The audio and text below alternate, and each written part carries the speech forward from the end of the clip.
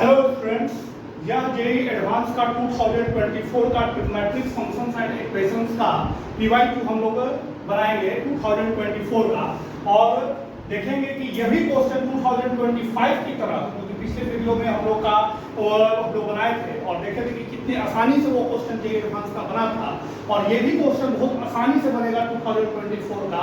और देखिएगा कि एक दो फॉर्मूला पर ये भी क्वेश्चन बन जाएगा। कौन कहता है कि एडवांस का पेपर हार्ड आता है ना? बहुत हार्ड नहीं आता है, थोड़ा सा ट्रिकी होता है, थोड़ा सा ज्यादा कैलकुलेटिव होता है। नहीं तो जेई एडवांस जेई मेंस के से ही थोड़ा सा हाई लेवल रहता है।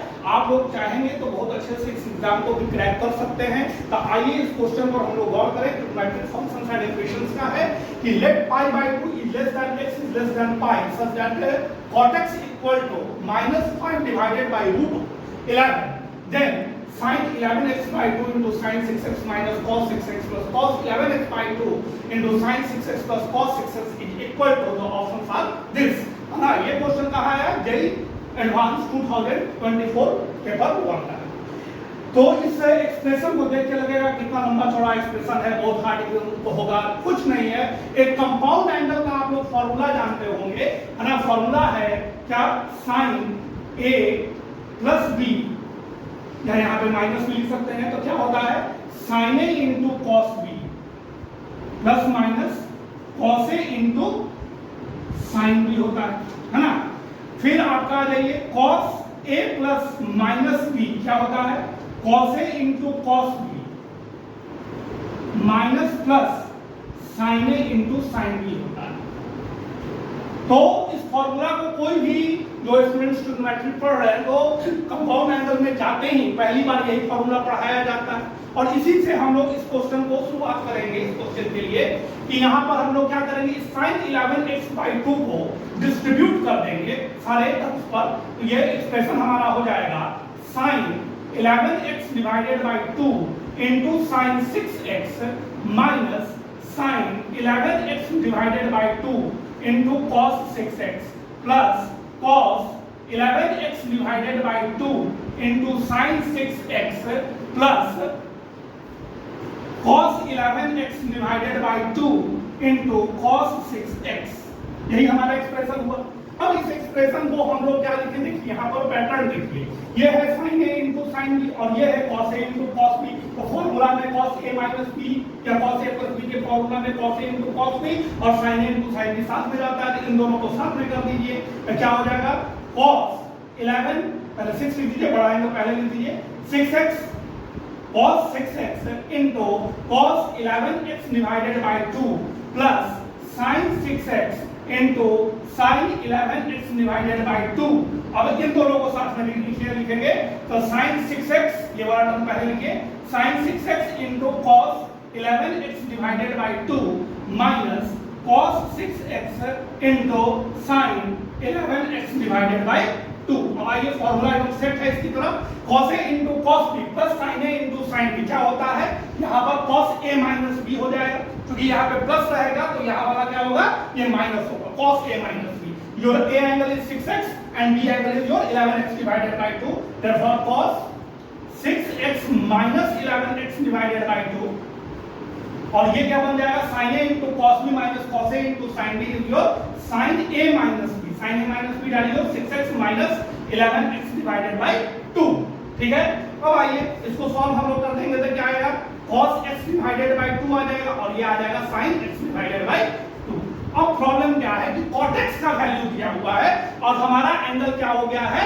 सम मल्टीपल एंगल में चला गया है, हाफ एंगल में x/2। तो हम लोग एक फॉर्मूला जानते हैं, इस फॉर्मूला पर गौर कीजिएगा आप लोग। ये फॉर्मूला कंसेप्ट लगा, एक दूसरा कंसेप्ट हम लोग का लग रहा है इस फॉर्मूला पर कि root over 1 plus sine 2 theta कितने की इक्वल होता है? वो लोग cos theta plus sine theta के इक्वल होता है ना? ये मल्टीपल एंगल जो लोग पढ़े हुए इस फॉर्मूला को जानते हैं, जैसे कि ये sin 2 थीटा हो जाएगा 2 sin theta into cos theta, इसमें हम लिख देंगे sin square theta plus cos square theta, then it is cos theta plus sin theta.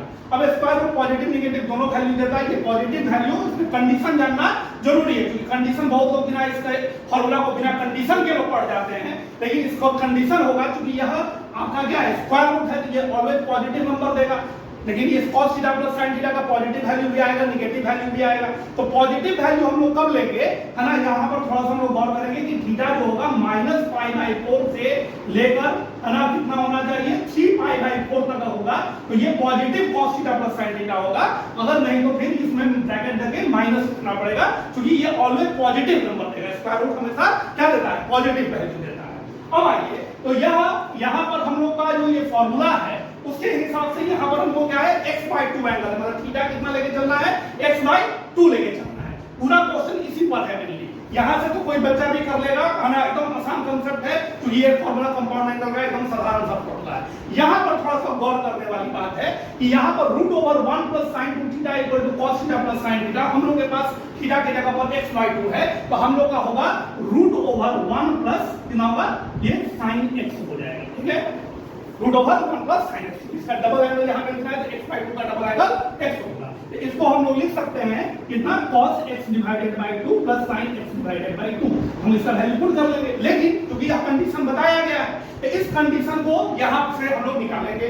यहाँ पर ये थीटा का वैल्यू होना चाहिए, ये मतलब x/2 का वैल्यू। तो हम लोग का इनइक्वालिटी सॉल्व कीजिए इसको, π/2 = x > क्या दिया हुआ है, पाई दिया हुआ है। तो यहाँ पर अगर /2 कीजिएगा तो ये π/4 हो जाएगा, x π/2 होगा। मतलब हमारा जो एंगल है वो π/4 और π/2 के बीच में है। और ये फॉर्मूला हम पॉजिटिव के साथ कब लिख सकते हैं, -π/4 से 3π/4। तो हमारा यह इनइक्वालिटी इस इनइक्वालिटी के अंदर है। इसका मतलब है कि हम लोग इसको positive cos theta plus sin theta लिख सकते हैं। तो हमारा यहाँ पर जो एक्सप्रेशन आया है cos x/2 + sin x/2, इसको लिखा जा सकता है √1 + sin x लिखा जा सकता है। हो गया। अब ये भी एंगल x है, ये भी एंगल x है। अब इस x एंगल से cot x से sin x का वैल्यू निकाल सकते हैं। ये कोई क्लास 10 का भी बच्चा बना सकता है। कैसे होगा, कुछ नहीं करना है इसमें। देखिए cot x, यहाँ पर ध्यान देंगे, cot x इक्वल टू दिया हुआ है -5 / √11।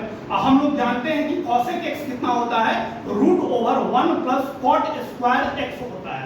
√1 + cot² x, 1 + cot² x क्या होता है, cosec² x होता है। तो cosec x इक्वल टू हो जाएगा √1 + cot² x।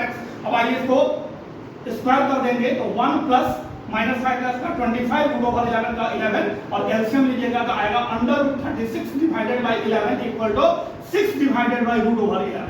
अब ये पॉजिटिव नेगेटिव दोनों वैल्यू होगा, स्क्वायर रूट, है ना। तो यहाँ पर पॉजिटिव देंगे कि नेगेटिव देंगे, ये कैसे तय होगा, ये तय होगा कि cot x जो है ना, x का वैल्यू पर ध्यान दीजिए। यह x क्या है, सेकंड क्वाड्रेंट में, सेकंड क्वाड्रेंट में 90 डिग्री और 180 डिग्री के बीच का एंगल है। और इसमें हम लोग भली भांति जानते हैं कि हमारा जो ये होगा sin x और cosec x, sin x और cosec x हमारा क्या होगा, पॉजिटिव वैल्यू होगा। तो सेकंड क्वाड्रेंट में sin और cosec क्या होते हैं, पॉजिटिव वैल्यू देते हैं। इसलिए हम लोग इसको क्या लिखेंगे, +6 / √11 लिखेंगे। ठीक है, तो हम लोग को पता चल गया 6 / √11 इसका वैल्यू cosec x का, तो sin x का वैल्यू हो जाएगा √11 / 6। तो यहाँ पर हम लोग का वैल्यू निकल जाएगा √1 + √11 डिवाइडेड बाय 6।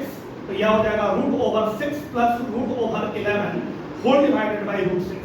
ये वैल्यू आ गया है ना। अगर ये सब्जेक्टिव क्वेश्चन रहता तो इतना भी छोड़ा जा सकता था, लेकिन ऑप्शन में अभी मैच नहीं कर रहा है। तो थोड़ा सा एक रैशनलाइजेशन कर लीजिए, छोटा सा सिंप्लीफिकेशन कर लीजिए।